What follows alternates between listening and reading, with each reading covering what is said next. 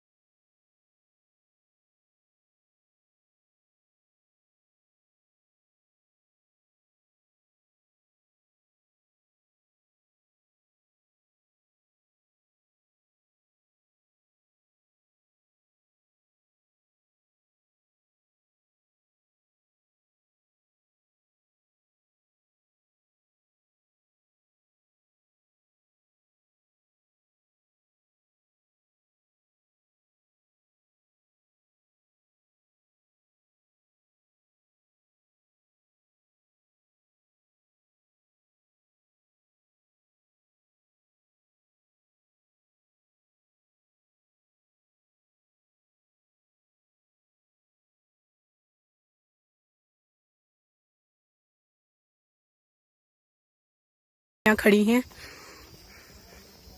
और ये घर की हालत देखिए, बिल्कुल जाने से बचा हुआ है।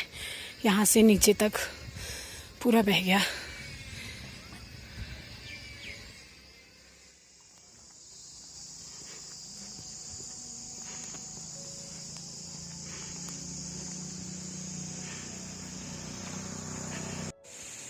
और गांव को जोड़ने वाले जो रास्ते हैं उनके हाल ऐसे हो चुके हैं, यानी कि ऊपर से पूरा बादल फटा होगा शायद।